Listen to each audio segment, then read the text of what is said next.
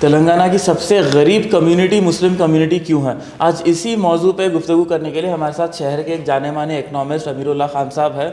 स्वर्गीय अमीरुल्लाह खान साहब, बहुत बहुत आपका इस्तकबाल है सियासत डेली में। वालेकुम सलाम। तो जैसे कि हमने स्टेटमेंट दिया कि तेलंगाना की सबसे गरीब और बैकवर्ड कम्युनिटी मुस्लिम कम्युनिटी है, तो इसके पीछे क्या क्या मुख्तलिफ स्टडीज़ है जो ये चीज़ मंजर आम पर ले गई? देखिए, पहली चीज़ तो ये कि गरीब तो है जी। लेकिन बैकवर्ड सबसे ज़्यादा है या नहीं है, अच्छा। वो अभी तय नहीं है। क्योंकि बैकवर्डनेस के कई पहलू होते हैं, वो हम डिस्कस करेंगे। तो जहाँ तक गुर्बत का सवाल है, ये बात बिल्कुल तय है कि मुसलमान कम्युनिटी जो तबक़े हम जिन तबक़ात का हम जिक्र करते हैं, उन सब तबक़ों में सबसे कमज़ोर है। थोड़ा मुकाबला उस आखिरी रैंक का मुसलमानों में और शेड्यूल्ड ट्राइब में होता है। कभी ये आगे कभी वो आगे, लेकिन बाकी सारी जो कम्युनिटीज़ हैं वो आगे हैं। ये बात हमको कैसे पता चलती है? एक जो हमने खुद एक बहुत बड़ी स्टडी की थी जिसका नाम सुधीर कमीशन है, वहाँ पे सब लोगों को देखा था, सारे ज़िलों में देखा जाके, और सारे अजला में ये बात बिल्कुल वाज़े तौर पे समझ में आती है नंबर से कि मुसलमान सबसे गरीब है। लेकिन सुधीर कमीशन अकेला सोर्स नहीं है। सुधीर कमीशन की रिपोर्ट में ही हमने फिर बाकी सारे सोर्सेज भी यूज़ किए थे। इंडिया का सेंसस है जो 2011 में हुआ था, नेशनल सैम्पल सर्वे ऑर्गेनाइजेशन की रिपोर्ट्स हैं जो हर 2 साल को आती हैं। वो एक नेशनल फैमिली हेल्थ सर्वे है जो अभी अभी आया है इस साल। ये सब अगर हम देखें तो इन सब में ये बात बड़ी वाज़े तौर पे समझ में आती है कि मुसलमान कम्युनिटी, मुसलमान तबक़ा सारे कम्युनिटीज़ से माशी तौर पे कमज़ोर है। और ये सिर्फ तेलंगाना की बात नहीं है, ये सारे मुल्क की बात है। ये हर सूबे में, हर स्टेट में, चाहे वो पिछड़ा हुआ यूपी और बिहार क्यों ना हो, या नॉर्थ ईस्ट हो, या इवन केरला हो, हर जगह आप देखेंगे कि मुसलमान माशी तौर पे सबसे ज़्यादा कमज़ोर है। अब जो दूसरी बैकवर्डनेस की निशानदेही आपने किया, जिसके बारे में पूछा आपने, तो जो और हम देखते हैं बैकवर्डनेस के इंडिकेटर्स, तो उसमें पहला इंडिकेटर जो सबसे ज़्यादा जिसका जिक्र होता है वो है पढ़ाई, एजुकेशन। तो एजुकेशन अटेनमेंट में भी कहानी तकरीबन वैसी है, लेकिन थोड़ा फ़र्क है। वो फ़र्क ये है कि स्कूल की इब्तिदा, स्कूल में दाखिल होने के नंबर मुसलमानों के काफ़ी ज़्यादा है। तो अपर कास्ट हिंदू के आसपास है कि सारे मुसलमान स्कूल में दाखिला तो ज़रूर लेते हैं, जो कि SC ST में नहीं होता ज़्यादातर। लेकिन और खुसूसन लड़कियों में, नॉन अपर कास्ट लड़कियां वो कभी स्कूल जाती नहीं, लेकिन मुसलमान लड़कियां तकरीबन जहाँ जहाँ देखें आप, तो इब्तिदाई तालीम तो हो जाती है। मसला होता है उसके बाद। उसके बाद फिर बड़ी गिरावट नज़र आती है, और सबसे ज़्यादा गिरावट मुसलमान लड़कों में, उसके बाद मुसलमान लड़कियों में। और फ़र्क ये है कि बाकी कम्युनिटीज़ में लड़कियां ड्रॉप आउट होती हैं पहले, मुसलमान कम्युनिटीज़ में लड़के ड्रॉप आउट होते हैं पहले। लड़कियां थोड़ा ज़्यादा पढ़ लेती हैं अगर पढ़ती हैं तो, और कॉलेज के आते आते तो सब गायब हो जाते हैं। कॉलेज के आते आते 3%, 2.5% मुसलमान रह जाता है, बाकी कम्युनिटीज़ में 12-14% हो जाते हैं। तेलंगाना में 6-7% मुसलमान रहता है कॉलेज में, और नॉन मुसलमान कम्युनिटीज़ 17-18% रहती हैं। तो एजुकेशन में इब्तिदाई दौर में ठीक ठाक, आगे जाके ड्रॉप आउट। उसके बाद हम लेते हैं सेहत, हेल्थ इंडिकेटर्स। हेल्थ इंडिकेटर में बड़ा एक अजीब नंबर दिखाई देता है, और ये भी अगेन तेलंगाना में भी और सारे मुल्क में भी, कि हेल्थ इंडिकेटर में मुसलमान तकरीबन हर कम्युनिटी से बेहतर होते हैं। और ये बड़ी अजीब बात है, क्योंकि एक तरफ गुर्बत बहुत है, एजुकेशन कम है, लेकिन health parameters, child sex ratio, infant mortality, maternal mortality, इन सब नंबर्स में मुसलमान तकरीबन हर कम्युनिटी के आगे होता है, लेकिन अगेन इब्तदाई दौर में। अच्छा। जैसे ही फिर हम आगे बढ़ते हैं जी। तो वो फिर सेहत भी गिरने लगती है और फिर आखिरी तक सेहत के मामले में भी कमज़ोरी आ जाती है। जी। और इसकी वजूहत हम बाद में देखेंगे। उसके बाद हम देखते हैं नौकरी। जी। नौकरी में अगर आप देखें तो मुसलमानों में नौकरी पेशा लोग सबसे ज़्यादा होते हैं। अच्छा। वो क्यों होते हैं सबसे ज़्यादा? क्योंकि नौकरी करना मुसलमानों के लिए ज़रूरी होता है। उनके पास जायदाद, किराया, महल, बागात ये नहीं होते, तो इसीलिए नौकरी करना ज़्यादा ज़रूरी होता है, इसीलिए सब नौकरी करते हैं। लेकिन ये नौकरी किस किस्म की होती है? नौकरी दो किस्म की होती है, एक ऑर्गेनाइज एम्प्लॉयमेंट, एक अनऑर्गेनाइज्ड एम्प्लॉयमेंट। ऑर्गेनाइज एम्प्लॉयमेंट उसको कहते हैं जहां आप नौकरी करते हैं तो एक कॉन्ट्रैक्ट मिलता है आपको, जिसमें आपके हुकूक, आपको क्या तनख्वाह मिलेगी, आपकी छुट्टियां कितनी होंगी, आपकी सोशल सिक्योरिटी क्या होगी, वो सब लिखा होता है। एक नौकरी होती है जिसमें कोई कॉन्ट्रैक्ट नहीं होता। मैं कहता हूँ कि आ जाइए भाई, कल से शुरू हो जाइए, और 3 दिन बाद कहता हूँ अच्छा खुदा हाफिज़। उसको अनऑर्गेनाइज्ड वर्कर कहते हैं। मुसलमान ऑर्गेनाइज्ड एम्प्लॉयमेंट में बहुत कम है। हिंदुस्तान में वैसे भी ऑर्गेनाइज्ड लेबर बहुत कम है। 8% लोग ऑर्गेनाइज्ड लेबर में होते हैं, 92% लोग वो अनऑर्गेनाइज सेक्टर में होते हैं, जिनके पास कोई कॉन्ट्रैक्ट नहीं होता। वो ऐसे ही काम करते हैं, दुकानों में, होटल में, बार में, छोटी छोटी रिपेयर शॉप्स में। तो उमूमन पॉपुलेशन 8-9% होता है जो फॉर्मल सेक्टर में होता है। मुसलमान पॉपुलेशन 2% होता है जो फॉर्मल सेक्टर में होता है। बाकी सारी मुसलमान इकॉनमी इनफॉर्मल सेक्टर की होती है। तो ये हो गया लेबर का। जो चौथी चीज़ हम देखते हैं वो ये कि मिल्कियत कितनी है, ज़मीन जायदाद की मिल्कियत, बिजनेसेस की मिल्कियत। इसमें भी हम देखते हैं कि सबसे कम एसेट ओनरशिप। एसेट ओनरशिप से मतलब कि आपके पास ज़मीन है शहर में या गांव में, खेत है या घर है या कोई ट्रैक्टर है, कोई फैक्ट्री है। तो अगर आप इस मिल्कियत के नंबर देखें तब भी मुसलमानों के पास ये नंबर में बड़ी परेशानी होती है। गांव में तो ज़मीन है ही नहीं, गांव में वैसे भी मुसलमान कम है, और शहर में जितने हैं वो किराए के घर में रहते हैं, वो फैक्ट्री में नौकरी करते हैं, उनकी अपनी फैक्ट्रियाँ नहीं होती। तो ये सारे नंबर्स अगर आप देखें तो मुसलमानों में ये सारे नंबर सिवाय वो इब्तदाई हेल्थ के बाकी सब नंबर्स में जो आपने कहा बैकवर्डनेस, वो भी ज़्यादा है। अच्छा। और पिछले साल एक मीटिंग हुई थी जहाँ पे आपने ये भी जिक्र किया था कि पोस्ट कोविड एक बड़ा इम्पैक्ट पड़ा मुस्लिम कम्युनिटी पे, डिस्क्रिमिनेशन बढ़ा उसकी वजह से।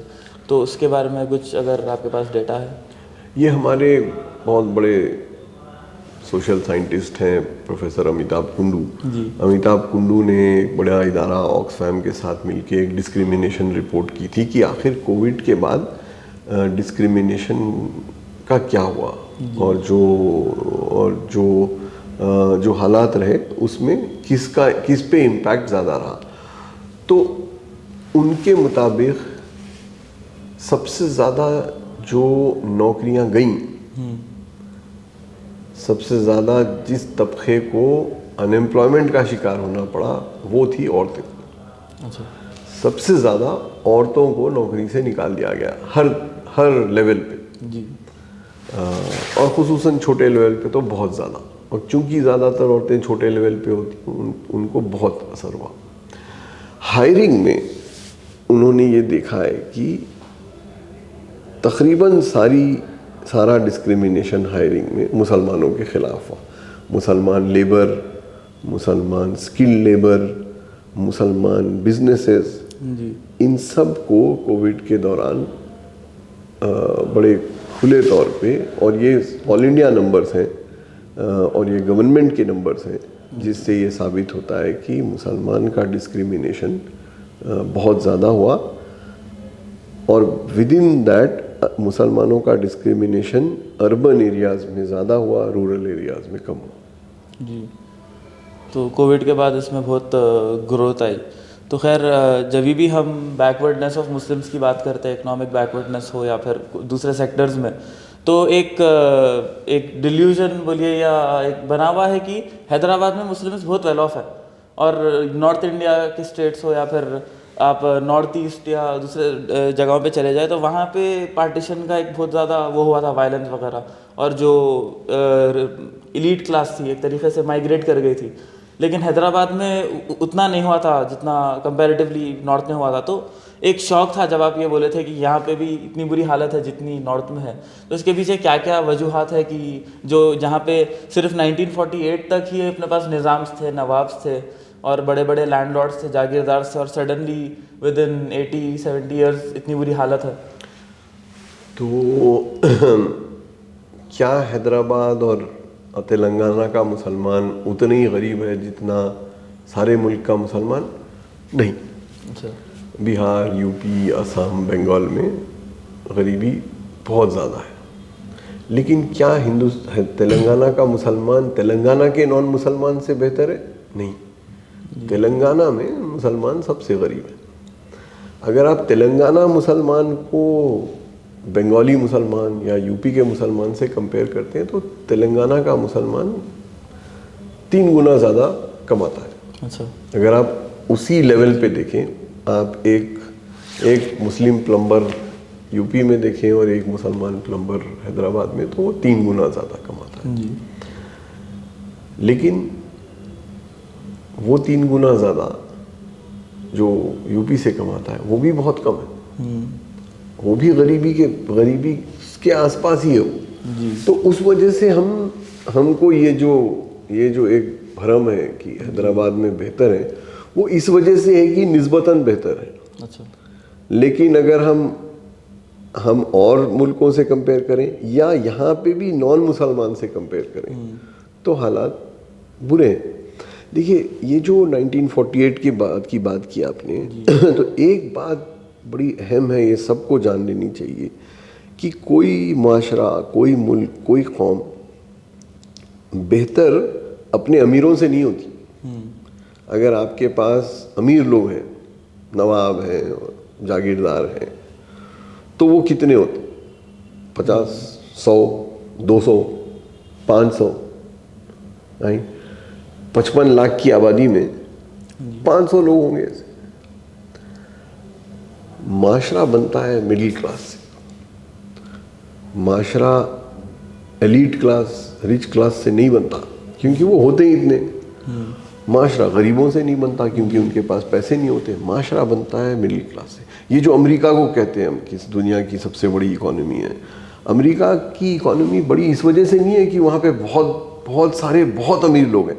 वो 2-4 हैं, इलॉन मस्क, बिल गेट्स वगैरह। लेकिन जो बड़ी आबादी है अमेरिका में वो उसका मिडिल क्लास है, क्योंकि मिडिल क्लास ही है जो पैसे कमाता है, जो फैक्ट्री में काम करता है, जो पैसे खर्च करता है, जिनके बच्चे पढ़ते हैं।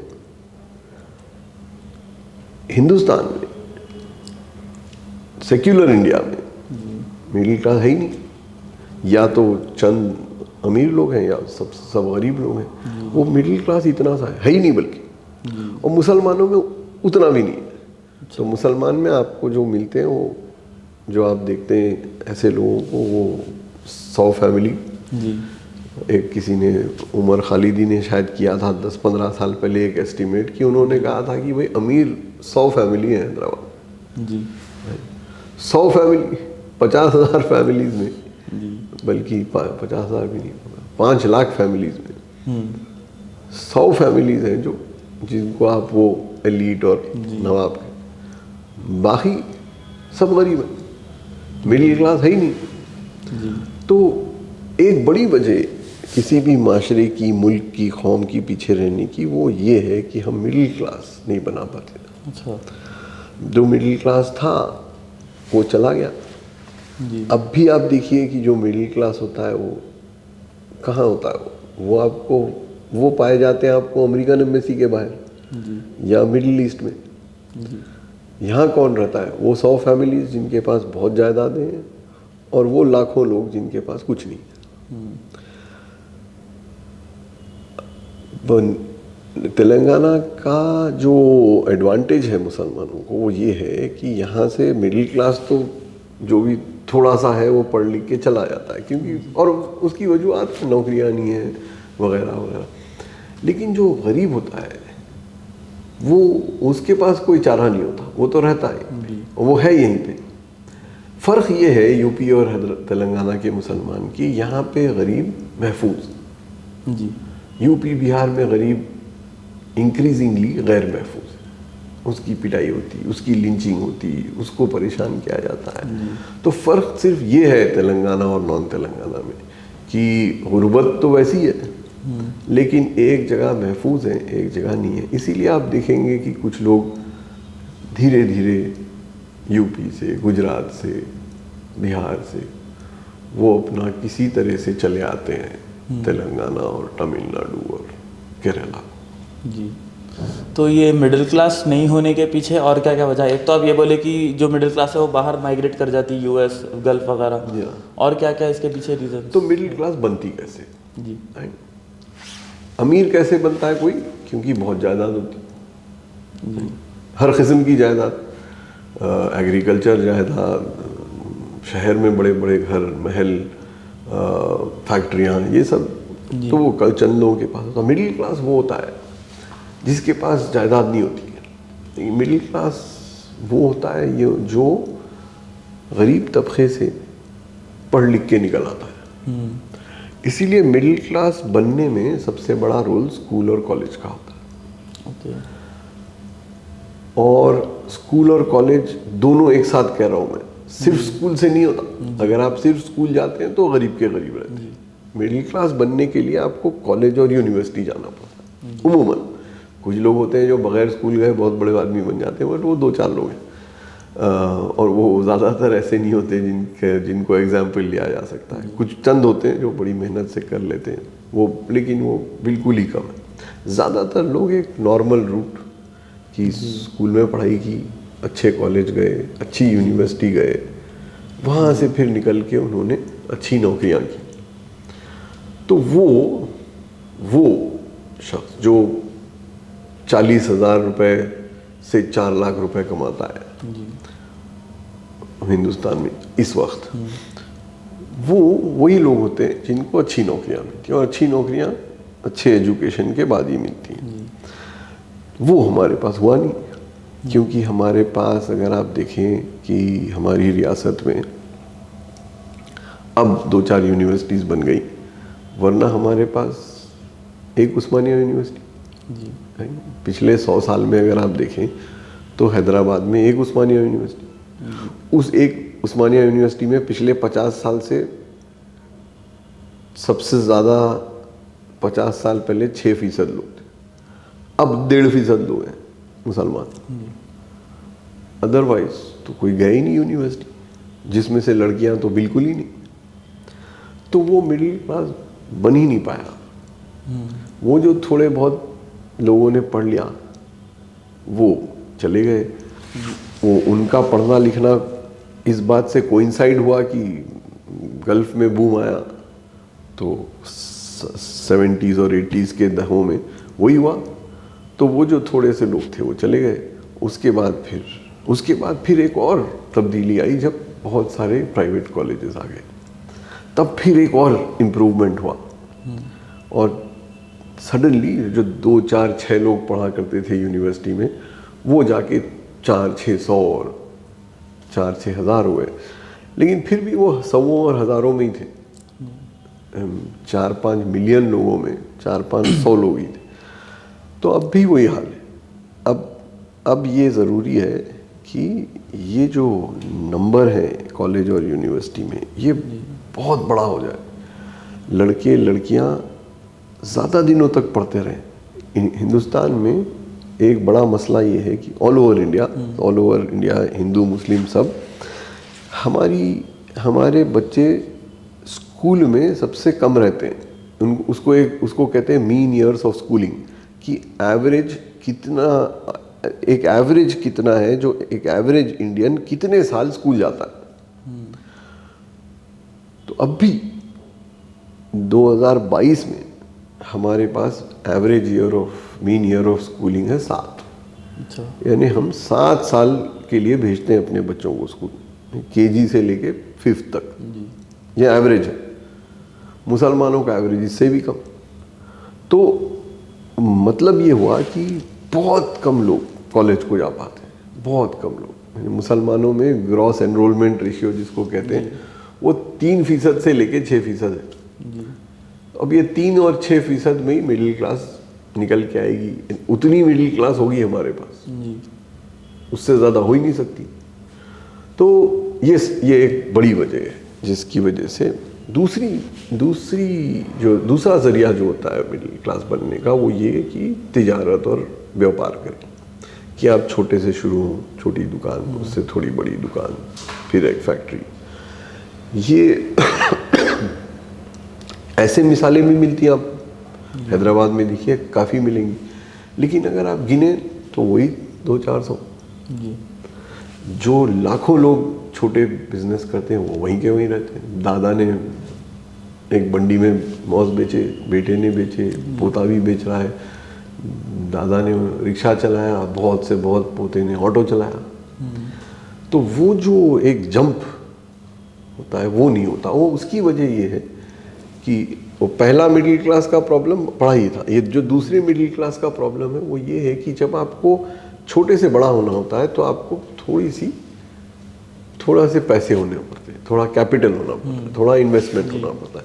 वो मौजूद नहीं है क्योंकि हमारी सेविंग्स रेट बहुत कम है। जब आप इतने से पैसे कमाएंगे तो क्या खाक सेव करेंगे। दूसरा जरिया होता है कि आप जाके लोन लें। आधे हम में से लोन इसलिए नहीं लेते कि वो फतवे जारी हैं, उस पर वो कन्फ्यूजन है। जो लेते हैं उनको लोन नहीं मिलता क्योंकि आपके पास बैंक अकाउंट नहीं है, आपके पास एड्रेस ही नहीं है जिसकी वजह से आपका बैंक अकाउंट खुलेगा। आपके पास कोई पूंजी है ही नहीं जिसके बुनियाद पे बैंक आपको लोन देगा। ना आपके पास घर, ना आपके पास जायदाद। तो उन लोगों को जाके प्राइवेट मनी लेंडर से लेना पड़ता है पैसे। जब आप कोई गिरवी रख के पैसे लेते हैं प्राइवेट उसमें, तो आपकी इंटरेस्ट रेट 10% से जाके 60% हो जाती। अब आप 60% पे अगर लोन ले लें तो आप क्या खाक कमाएंगे। तो इस वजह से इन दो वजूहात की वजह से, एक तालीम की कमी, एक इन्वेस्टमेंट की कमी, इन दो वजूहात से मिडिल क्लास कभी बन ही नहीं पाई। जी। तो ये सब अगर फिक्स करना है अपने को, looking forward for the future, तो what are the steps ahead? हाँ, तो बड़ा आसान है, इसमें कोई रॉकेट साइंस नहीं है। अब हमको मालूम है कि क्या हो रहा है, तो हमने ये सुधीर कमीशन में भी कहा कि भाई देखिए, ये 3 चीज़ों पे हमको जोर लगाना है। एक, ये जो एसेट लेस क्लास है, ये जो एसेट लेस कम्युनिटी है, जिसके पास न घर है, न ज़मीन है, न कोई मशीन है, उनको हम एम्पावर करें कि जो ये कर सकते हैं वो गांव में 2 बीघा ज़मीन, शहर में छोटी सी जगह, एक घर, एक कमरे का ही सही। तो पहला पॉवर्टी के खिलाफ वार पढ़ाई नहीं होता। हर आदमी ये समझता है कि हम पढ़ा देंगे। आप कैसे पढ़ा देंगे, ये एक बड़ा मसला है। हम जैसे लोग हमेशा ये देखते हैं कि सारी दुनिया लगी हुई है दूसरों को पढ़ाने में। क्या करना है, मुसलमानों को पढ़ाना है। क्या करना है, मुसलमानों में पढ़ाई की कमी है। हाँ है, बहुत कमी है, लेकिन क्यों है? वो इस वजह से है कि हाँ, यकीनन स्कूल नहीं है, लेकिन जहाँ पे स्कूल है वहाँ पे भी पढ़ाई नहीं है। क्यों नहीं है? क्योंकि हम और आप क्यों पढ़ लिए? हम आप इसलिए पढ़ लिए कि जब हम स्कूल जाते थे तो हम घर से तैयार होके बैग में, टिफ़िन में खाना रख के, नाश्ता करके स्कूल जाया करते। जब आपके पास घर ही नहीं है तो आप कहाँ से निकल के जाएंगे स्कूल? आपके पास कौन सा टिफ़िन हुआ? आपने कहाँ नाश्ता किया होगा? भूखे पेट जाके आप ABCD नहीं सीख सकते, और वही हो रहा है। तो सबसे पहली ज़रूरत हमें ये है कि लोगों को एक छत दे। हाउसिंग से या एस्टेट से बहुत फ़र्क पड़ता है। एक कॉन्फिडेंस आता है जब आपके पास अपनी छत होती, तो आपके पास एक कॉन्फिडेंस होता है, आपके पास एक प्रूफ होता है, आधार कार्ड होता है जी। जिसकी वजह से आप बैंक भी जा सकते हैं, आप स्कूल भी जाके एडमिशन ले सकते हैं। अब आपके पास एक स्लम में एक कमरा है, टीन का कमरा, ऊपर छप्पर टेट्रा पैक प्लास्टिक की, ताकि वो जो 3 मिलीमीटर बारिश होती है हैदराबाद में उसमें वो बह जाए। नहीं, जो हमारे यहाँ बारिश होती है उस पर तो दुनिया हंसती कि इतनी सी बारिश, और पता चला कि फ्लड हो गया हैदराबाद, और उस फ्लड में घर बह गए। आपका मेरा घर क्यों नहीं बहता? क्योंकि हमारे पास एक फाउंडेशन होता है, एक मोटी सी दीवार होती है, आरसीसी की छत होती है। तो सबसे बड़ा मसला ये है। तो बच्चे जब हम शाम में आया करते थे घर, तो घर में एक टेबल, एक कुर्सी, लाइट, किताबें।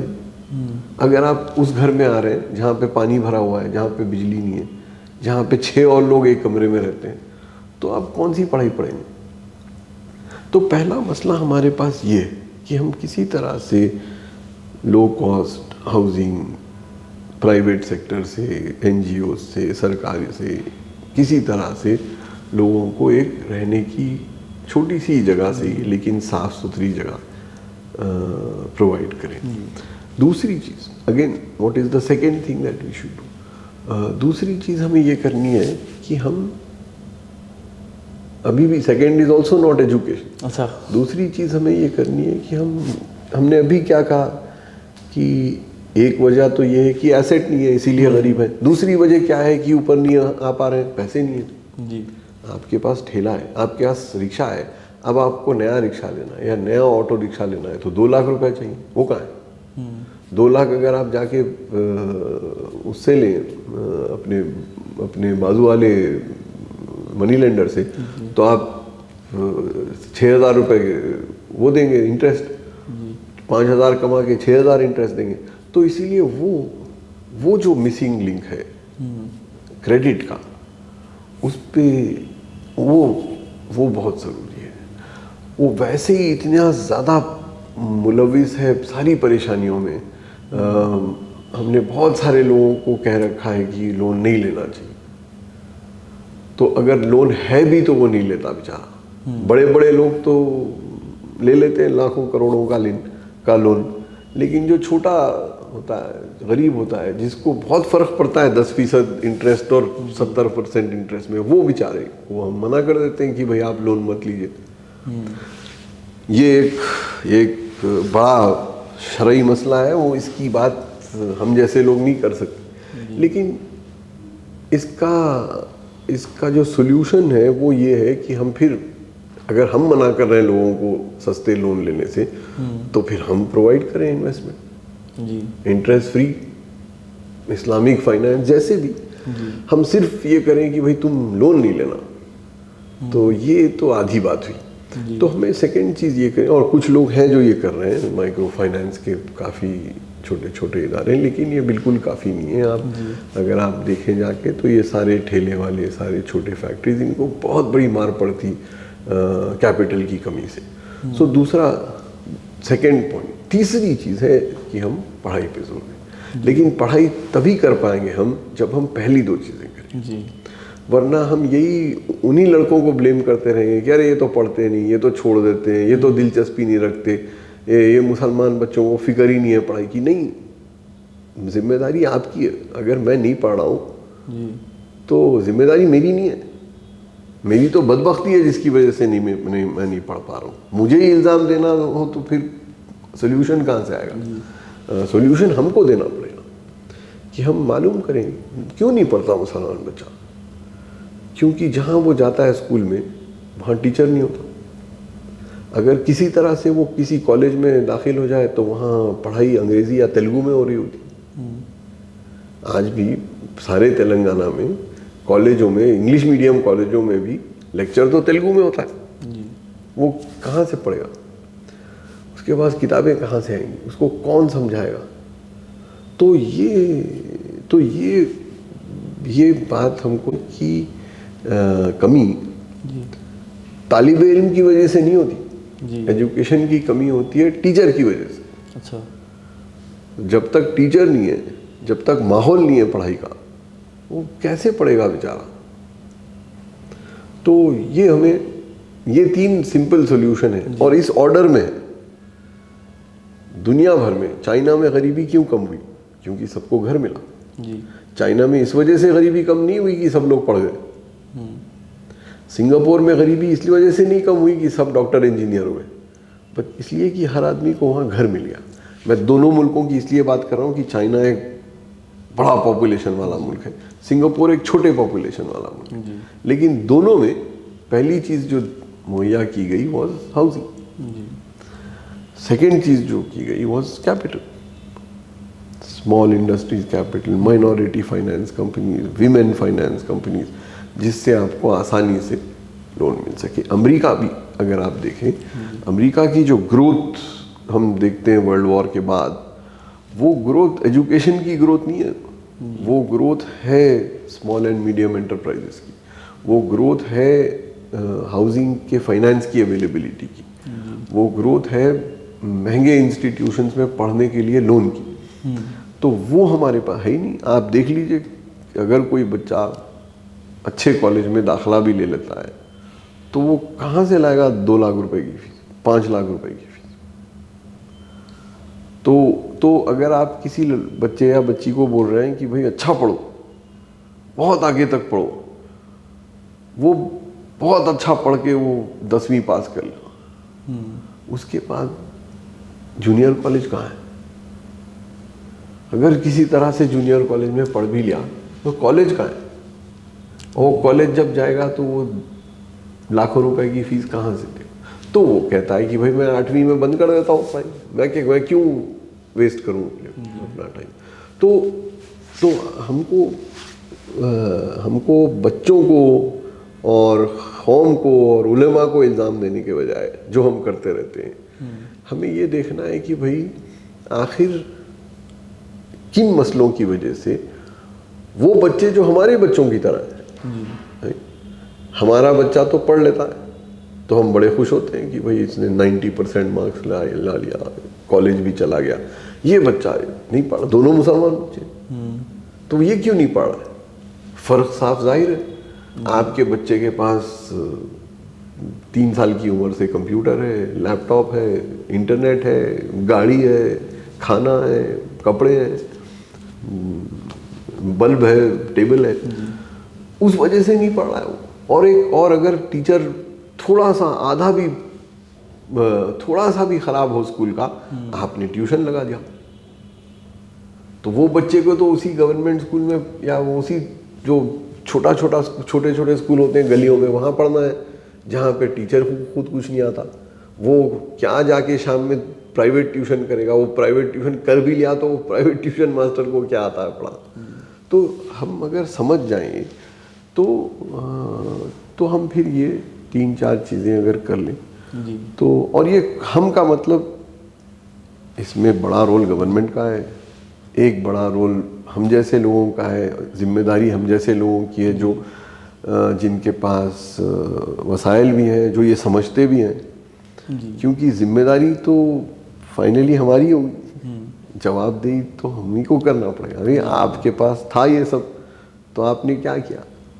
क्यों नहीं पढ़ पाए? आपके बावजूद लोग पढ़ने की जिम्मेदारी, बच्चों को पढ़ाने की जिम्मेदारी बच्चों की हरगिज़ नहीं होती। जी ठीक है, बहुत बहुत शुक्रिया हमारे साथ जुड़ने के लिए। अगर मैं मुख्तसरन समराइज़ करने की कोशिश करूं तो तेलंगाना का मुसलमान सबसे ज़्यादा गरीब इसलिए है क्योंकि एक एब्सेंस ऑफ मिडिल क्लास है। जी हाँ। और वो एब्सेंस ऑफ मिडिल क्लास इसलिए है क्योंकि एसेट्स नहीं है, कैपिटल नहीं है, एजुकेशन नहीं है। परफेक्ट। और अगर वापस से ऊपर लाना है तो मिडिल क्लास क्रिएट करना होगा, और उसके लिए यही 3 चीज़ें हैं कि लोगों को एसेट्स देना है, कैपिटल देना है, एजुकेशन देना है। तो ये था हमारा आज का इंटरव्यू। अगर आपको ये इन्फॉर्मेटिव दिखा तो please like, share and subscribe to the Siyasat daily. This is Usama Zari signing of.